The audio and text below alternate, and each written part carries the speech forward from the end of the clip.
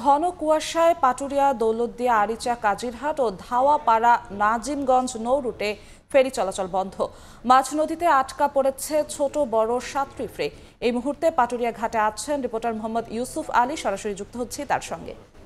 2 ঘন্টা 10 মিনিট অতিবাহিত হয়ে গিয়েছে পাটুরিয়া, দৌলতদিয়া এবং এই 3টি রুটে ফেরি চলাচল বন্ধ রয়েছে, যা আপনি বলছিলেন। তো আমরা এখনো কিন্তু দেখছি যে বন্ধ থাকার কারণে দীর্ঘ থেকে দীর্ঘ হচ্ছে গাড়ির সারি পাটুরিয়া ঘাট এলাকাতে এবং পাটুরিয়া ঘাটের যে অবস্থা সৃষ্টি হয়েছে, আমরা ঘাট কর্তৃপক্ষের সাথে কথা বলেছি। ঘাট কর্তৃপক্ষ বলছে গত রাত ঠিক 3টার থেকে কিন্তু এই রুটগুলোতে ফেরি চলাচলটা ব্যাহত হচ্ছিল কুয়াশার কারণে, এবং রাত 5টার দিকে এই রুটে কুয়াশার মাত্রা তীব্র থেকে তীব্র আকার ধারণ করতে থাকে।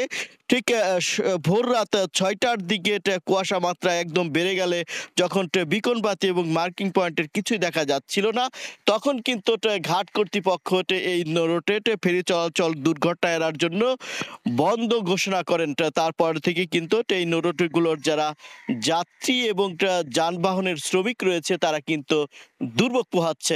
আমরা দেখতে পাচ্ছি যারা দূর দূরান্তে যাবে, তারা কিন্তু এখন এই ঘাট এলাকাতে অপেক্ষা করছে। এছাড়াও কিন্তু অবৈধ যে ট্রলারগুলোটা আমরা দেখেছি যে পল্টন থেকে তারা কিন্তু কিছু যাত্রী নিয়ে এবং ঝুঁকি নিয়ে এই পাটুরিয়া ঘাট থেকে দৌলতদিয়া প্রান্ত উদ্দেশ্যে চলে গিয়েছে। এখন পর্যন্ত শতাধিক যে যানবাহন এবং 3 শতাধিক যাত্রী নিয়ে কিন্তু মাছ পদ্মা অর্থাৎ পাটুরিয়া, দৌলতদিয়া এবং আরিচা, কাজিরহাট এবং ধাওয়াপাড়া নাজিরগঞ্জ রুটে মোট 7টি ফেরি এই মুহূর্তে মাঝ নদীতে আটকে রয়েছে। কনকনে শীত এবং কুয়াশা অপেক্ষা করে কিন্তু তারা কষ্ট করছে।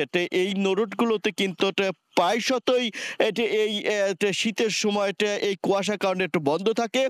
যাত্রীরা বলছেন যদি বিকল্প কোনো চেষ্টা করা হয়, তো যদি সেটা চালানো যায় তাহলে কিন্তু করা যাবে। তো আমি ঘাট কর্তৃপক্ষের সাথে কথা বলেছি। ঘাট কর্তৃপক্ষ বলছেন যে কুয়াশার মাত্রাটা কেটে গেলে এই রুটগুলোতে ফেরি চলাচল স্বাভাবিক করা হবে। পাটুরিয়া, দৌলতদিয়া, আরিচা, কাজিরহাট এবং ধাওয়াপাড়া নাজিরগঞ্জ রুটে মোট 26টি ফেরি রয়েছে।